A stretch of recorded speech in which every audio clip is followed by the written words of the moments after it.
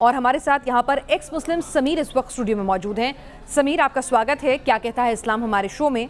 सबसे पहले तो मैं आपसे जानना चाहूँगी, आपने इस्लाम कब तक आप एक मुसलमान रहे और कब आपने ये तय किया कि बस अब और नहीं, कब आपका मोहभंग होना शुरू हुआ इस्लाम से?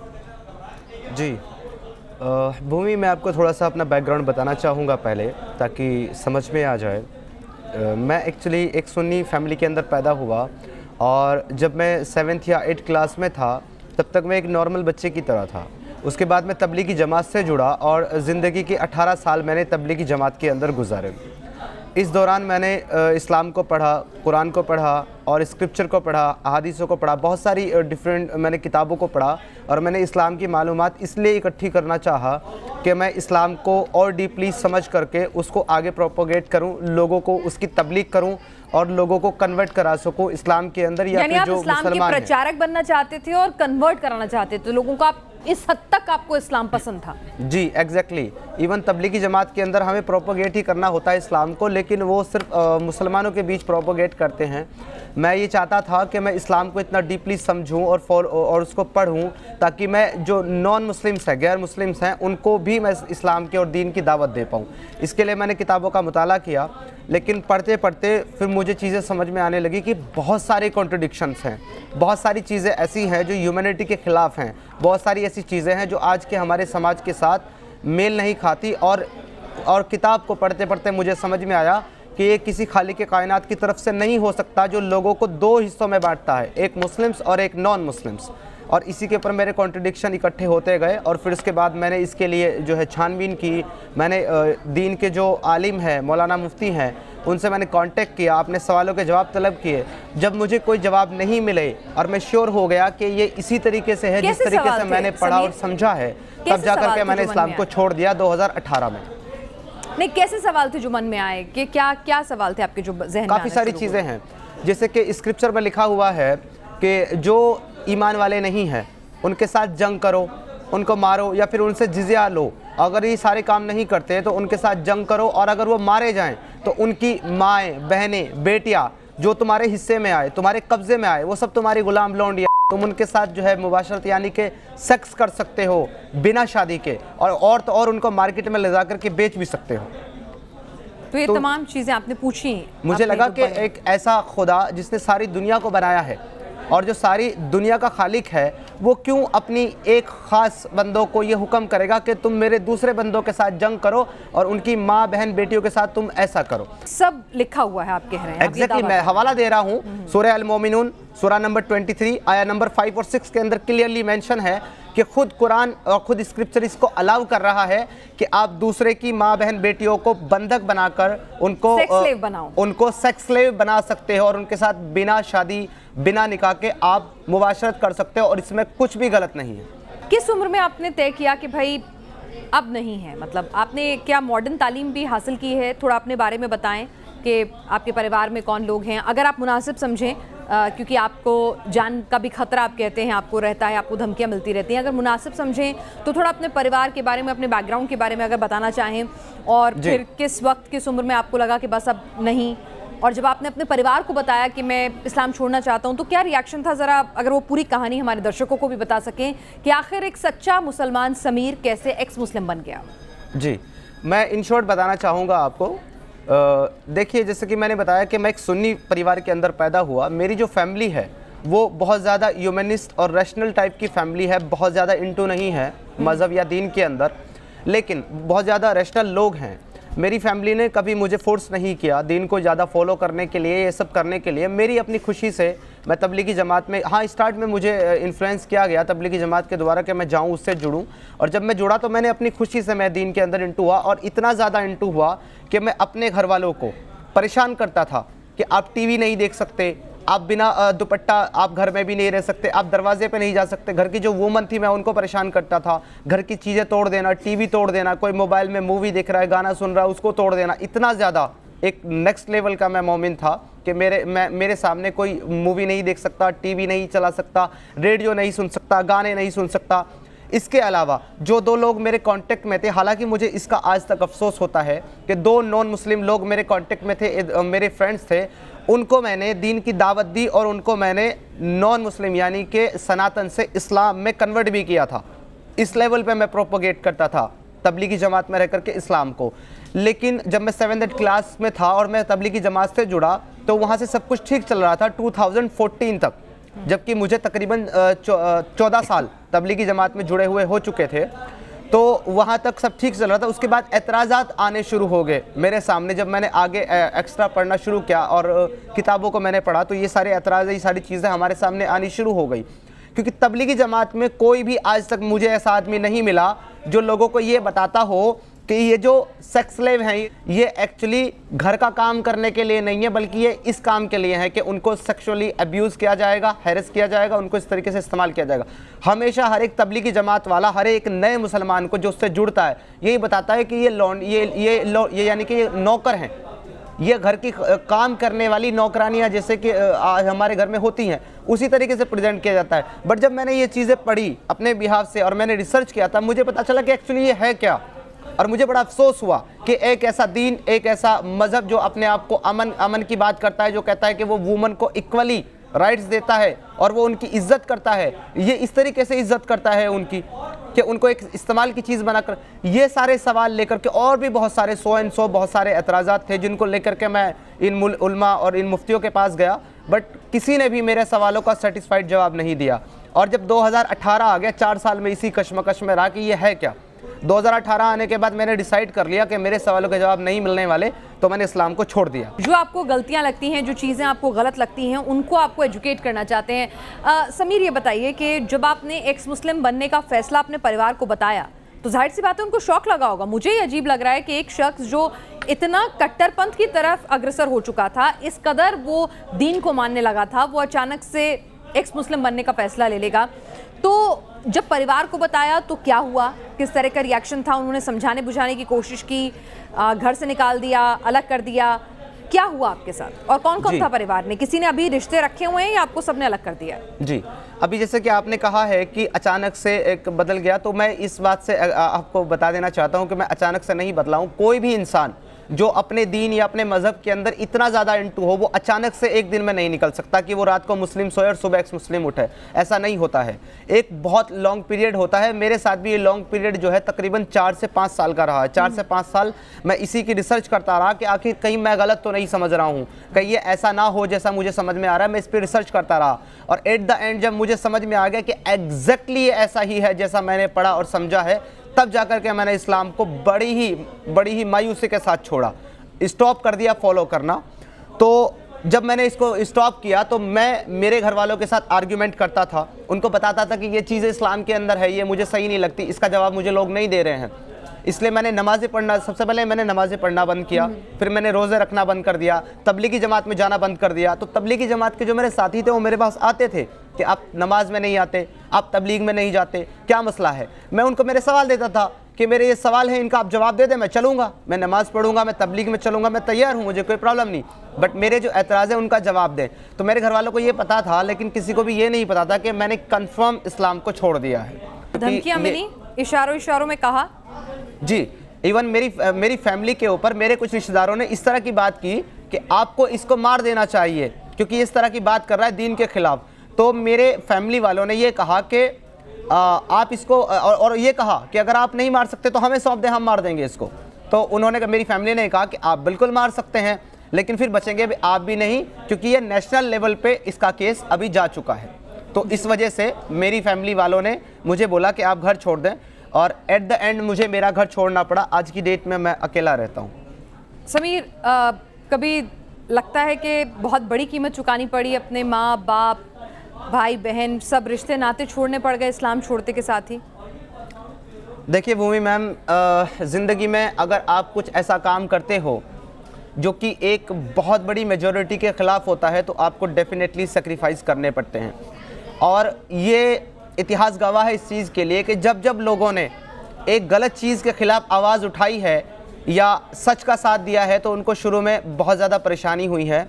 लेकिन सच प्रताड़ित तो किया जा सकता है पर पराजित नहीं किया जा सकता। समीर, कई लोग ये भी कहते हैं कि आप जो हैं आपने कहीं ना कहीं कुछ लोग कहते हैं कि जो ये एक्स मुस्लिम का कॉन्सेप्ट है ना, ये इस्लाम को बदनाम करने का प्रोपेगेंडा है, इस्लाम को ख़राब साबित करने का प्रोपेगेंडा है, और आप लोगों को बाकायदा फंडिंग होती है, लोग आपको सपोर्ट करते हैं, ऑर्गेनाइजेशन है, अमेरिका से लेके जर्मनी, रूस, सब जगह ऑर्गेनाइजेशंस हैं और ये पूरा नेटवर्क काम कर रहा है। आरोप भी लगते हैं। लोग कुछ भी सोच सकते हैं, कुछ भी कह सकते हैं, पर मैं नहीं समझता कि एक इतना इंटू इस मुस्लिम जो दीन के अंदर इतना इंटू हो कि वो दूसरे लोगों को इस्लाम में कन्वर्ट करा रहा हो, वो सिर्फ पैसे के लिए या दुनिया की किसी भी चीज़ के लिए इस्लाम को छोड़ सकता है या इस तरीके का एजेंडा चला सकता है। क्योंकि एक आम मुसलमान जिसको दीन के बारे में कुछ भी नहीं पता, अगर उसके दीन के ऊपर आप उंगली उठाते हैं या उसके मज़हब पे आप उंगली उठाते हैं तो वो मरने और मारने के लिए तैयार हो जाता है। फिर मुझ जैसा एक मुस्लिम जो इतना डीपली और एक सबसे ज़्यादा जो मतलब दीन को फॉलो करने में सबसे कट्टर जो एक तबका है तबलीगी जमात, उससे ताल्लुक़ रखने वाला इंसान किसी प्रोपोगेंडा का शिकार नहीं हो सकता। मेरी अपनी स्टडी है, मेरी अपनी रिसर्च है, और मैं जो भी बात करता हूँ, जैसे कि आपने कहा कि इस्लाम को बदनाम करने के लिए ये सब प्रोपोगेंडा चलाया जा रहा है, तो अगर मैं ये कहूँ कि स्क्रिप्चर के अंदर ये लिखा हुआ है और मैं पढ़ के बता रहा हूँ स्क्रीन पर रखकर उसको, और मैं ये कहूँ कि इस्लाम की किताबों में ये लिखा हुआ और ये यहाँ लिखा हुआ है, विद रेफरेंस मैं बात कर रहा हूँ, आप चेक कर सकते हैं, तो इससे इस्लाम किस तरीके से बदनाम हो सकता है? अगर वो चीज़ बताने से इस्लाम बदनाम होता है जो इस्लाम के स्क्रिप्चर में लिखी है, इसका मतलब तो बिल्कुल क्लियर है कि इस्लाम में प्रॉब्लम है, इस्लाम के स्क्रिप्चर में प्रॉब्लम है जिससे वो बदनाम हो रहा है। मैं अपनी तरफ से कोई वर्ड ऐड नहीं करता। अपनी तरफ से कुछ सवाल हैं आपके, आप कहते हैं, तो मैं आपसे कहूंगी कि न्यूज़ नेशन के माध्यम से, हमारे इस प्लेटफॉर्म के माध्यम से ज़रा वो सवाल तो आप उठाएं जिनके बनस्बत आपको इस्लाम जो है उसमें कमियां नज़र आती हैं। कुछ सवाल आप कह रहे हैं जब आपके सवालों के जवाब नहीं मिले, जब आपको इस्लाम इंसानियत के खिलाफ जाता हुआ, महिलाओं के खिलाफ जाता हुआ नज़र आया, तो आपने इस्लाम छोड़ने का फैसला किया। तो ऐसे वो कौन से सवालात हैं, अगर आप 4, 5, 6 जितने भी आपके मन के सवालात हैं, अगर आप यहाँ रखना चाहें, जिनके जवाब आप तलाशना चाहते हैं और कहते हैं कि अगर उनके जवाब मिल गए तो इस्लाम आप वापस कबूल लेंगे। हम भी कहते हैं कि शायद ये सवाल आपके सुनकर अगर कोई भी स्कॉलर जवाब देना चाहेगा तो उसको सामने आमने आप बैठाकर हम आप दोनों को बहस कराएंगे। तो आप अपने सवालात अगर एक बार बता सकें जो आपके जहन में आते हैं, जिनके जवाब आप चाहते हैं। मैं मेजर 5 सवाल आपको बताता हूं जो मेरे मेन है। अगर इन 5 सवालों का भी मुझे कोई सेटिस्फाइड जवाब दे देता है तो मैं इस्लाम को वापस कबूल कर लूँगा। और ये सिर्फ 5 क्वेश्चन है मेरा क्वेश्चन नंबर 1 ये है सबसे मेन कि एक खुदा, एक खालिक कायनात जिसने सारी दुनिया को बनाया है, काफिर भी उसी ने बनाए हैं, मुस्लिम भी उसी ने बनाए हैं, ज्यूज़ भी उसी ने बनाए हैं, क्रिश्चियन भी उसी ने बनाए हैं। वो अपनी किताब के अंदर ये कहता है कि सूरह यूनुस सूरह नंबर 10 आया नंबर 99, वो कहता है कि अगर अल्लाह चाहे तो सारी दुनिया को ईमान में दाखिल कर दे, तो क्या आप अब भी उन्हें मजबूर करेंगे कि वो ज़रूर ईमान ले आए? तो यहाँ पे क्लियर बता रहा है कि अल्लाह नहीं चाहता कि सारी दुनिया ईमान में दाखिल हो जाए। अगर वो ऐसा चाहता तो सारी दुनिया ईमान ले आती। फिर अगली आयत यानी कि 100 में कहता है कि और किसी के लिए भी ये मुमकिन ही नहीं है, पॉसिबल ही नहीं है कि वो ईमान ले आए बिना मेरी मर्जी के। और हम लोगों के दिलों के ऊपर जो है मलामत डाल देते हैं, यानी गंदगी डाल देते हैं। तो यहाँ पे खुदा जो इतनी ताकत रखता है कि सारी दुनिया को एक उम्मत बना दे, यानी कि सबको मुसलमान बना दे, वो नहीं बनाता, तो वो फिर किस तरीके से अपनी मुस्लिम कौम को ये हुक्म देगा कि तुम लोगों के साथ जंग करो जब तक वो इस्लाम कबूल ना कर लें? ये अपने आप में कॉन्ट्रडिक्शन नहीं लगता आपको? तो ये कुरान के अंदर, मेरा पहला सवाल ये है कि कुरान के अंदर इतना कॉन्ट्रडिक्शन क्यों है? एक जगह कहता है कि लकुम दीनुकुम वलिया दीन, कि तुम अपने दीन पर, मैं अपने दीन पर। दूसरी जगह कहता है इन्नल्लाह दीनुल इस्लाम, यानी कि सिर्फ इस्लाम ही दीन है। तो अब कहा जाएगा जो अपने दीन पर है उसका भी दीन इस्लाम, जो मेरे दीन पर है उसका भी दीन इस्लाम, तो दोनों को आना वही है। Contradiction again. ठीक है, नंबर 2 सवाल मेरा ये है कि जो हमारे मुस्लिम भाई मानते हैं कि हज़रत मोहम्मद मुस्तफ़ा साहब जो है अल्लाह के रसूल हैं, कुरान स्क्रिप्चर पूरी किताब के अंदर 6336 आयतों के अंदर कहीं भी क्लियरली ये नहीं कहता कि मोहम्मद अल्लाह के रसूल हैं जिन पर कुरान नाजिल किया गया। पूरी किताब में कहीं नहीं कहता, लेकिन लोगों का ईमान है, लोगों का यकीन है। अब ये ईमान और ये यकीन कहाँ से है जब आप साबित नहीं कर सकते कि मोहम्मद अल्लाह के रसूल हैं? अगर कोई ये साबित कर दे मुझे स्क्रिप्चर से कि मोहम्मद अल्लाह के रसूल हैं तो मैं इस्लाम कबूल कर लूँगा। तो मेरा क्वेश्चन नंबर 3 ये है कि जब आप ये कहते हैं कि इस्लाम के अंदर वुमेंस को औरतों को बराबरी का हिस्सा दिया जाता है, उनको इज्जत दी जाती है, उनके पैरों के नीचे जन्नत है, ऐसा बताया जाता है, तो वही कुरान ये क्यों कहता है और वही किताब, वही इस्लाम ये क्यों कहता है कि मोहम्मद साहब ने कहा कि मैंने सबसे ज़्यादा जहन्नम में औरतों को देखा, और इसलिए जहन्नम में जाएंगी क्योंकि ये कम अकल हैं, इनके अंदर आधा दिमाग है और इनको पीरियड्स आते हैं, इनको पीरियड्स आते हैं मंथली, इसलिए जहन्नम में जाएंगी। तो जो चीज़ खुद उनको खुदा ने दी है, जो अल्लाह ने दी है उनको चीज़ें, वो उसकी वजह से जहन्नम में डाल दी जाएंगी। तो इतना ज़्यादा जो है उनको दबाता क्यों है इस्लाम? उनको कहता है कि औरतों की अकल आधी, औरतों का जायदाद में हिस्सा आधा, औरतों को अमीर ना बनाओ। जिस कंट्री, जिस मुल्क और जिस जगह की बादशाह, रूलर एक वुमन होगी, वो तबाह और बर्बाद हो जाएगा। ये सारी बातें आपको स्क्रिप्चर के अंदर मिलेगी। और फिर कहते हैं कि हमने वुमन को बराबर का हिस्सा दिया है और उसको इज्जत दी है। क्वेश्चन नंबर 4 मेरा, और ये बहुत इंपॉर्टेंट क्वेश्चन है जो मैं रख रहा हूं।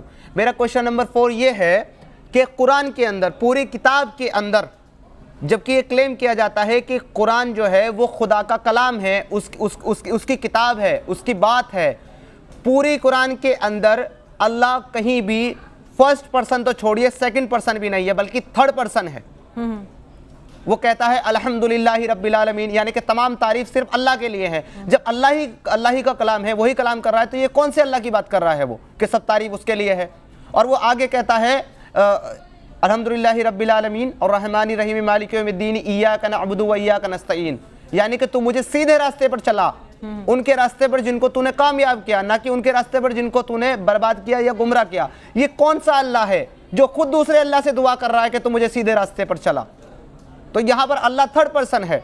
अल्लाहु ला इलाहा इल्ला हुवल हय्युल कय्यूम, कि अल्लाह के सिवा कोई माबूद नहीं है। अब ये कौन सा खुदा है जो खुद अपनी बात कर रहा है अपनी ही किताब के अंदर? पूरी किताब के अंदर अल्लाह थर्ड पर्सन है, तो ये फर्स्ट भी नहीं, सेकंड भी नहीं। पांचवा मेरा ये है, अगर कोई ये साबित कर दे कि अल्लाह फर्स्ट पर्सन है तो भी मैं, हाँ, सिर्फ 4 आयतें कुरान के अंदर ऐसी हैं जिनमें फर्स्ट पर्सन की तरह बात करता है, और वो भी हमारे लिए नहीं है, पुराना एक किस्सा है उसके बारे में बता रहा है कि हमने उनसे ये बात की। ठीक है, तो मेरा 5वां क्वेश्चन सबसे मेन, कि एक खुदा ने जब दुनिया के अंदर हम सबको एक इम्तिहान के तौर पे भेजा है, हमारा टेस्ट ले रहा है वो, कि कौन मेरा अच्छा बंदा है, कौन मेरी बात नहीं मानता, शैतान को फॉलो करेगा, तो जो मेरी पैरवी करेगा, मुझे मानेगा, मैं उसको जन्नत में डाल दूंगा, और जो शैतान को मानेगा उसको मैं जहन्नम में डाल दूंगा। वो अल्लाह जो ऑल नोइंग है, जिसको सब पता है, दुनिया के बनने से पहले भी और दुनिया के ख़त्म होने के बाद भी, उसको टेस्ट लेने की ज़रूरत क्या है?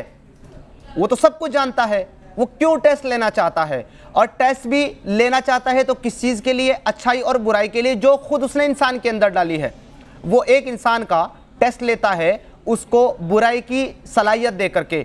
अब उसके टेस्ट में अगर वो इंसान उस बुराई का इस्तेमाल करके एक मासूम 4, 5 या 6 साल की बच्ची का रेप करता है और उसे मार डालता है, तो उसका तो टेस्ट हो गया कि वो बुरा इंसान है, उसने शैतान को फॉलो किया, तो ये जहन्नम जाएगा। लेकिन इस टेस्ट में उस बच्ची ने जो अपनी तकलीफें उठाई हैं, उसकी जो जान गई है, इसका जिम्मेदार कौन? अल्लाह उस इंसान को बुराई की सलाहियत देकर टेस्ट लेने के लिए उस बच्ची को मोहरा बनाता है। ये मेरा सवाल है कि जब खुदा ऑल नोइंग है, सब कुछ जानता है, तो उसको टेस्ट लेने की जरूरत क्या है? ठीक है, तो ये एक्स मुस्लिम समीर के सवाल हैं, जो वो कहते हैं इस्लाम का जो भी स्कॉलर इन सवालों के जवाब से उन्हें संतुष्ट कर पाएगा, वो एक्स मुस्लिम से फिर से मुस्लिम बन जाएंगे। तो एक्स मुस्लिम समीर की कहानी हमने उनकी ज़बानी सुनी कि आखिर वो शख्स जो दूसरों का धर्म परिवर्तन कराता था, जो शख्स जमात के साथ जुड़ा हुआ था, ऐसी कौन सी वजह थी कि उसने परिवार छोड़ा, इस्लाम छोड़ा, अपने रिश्ते तक कुर्बान कर दिए, लेकिन इस्लाम छोड़ना ही उन्हें मुनासिब लगा। समीर की कहानी, समीर की जुबानी एक्स मुस्लिम आपने सुनी। आज के लिए बस इतना ही।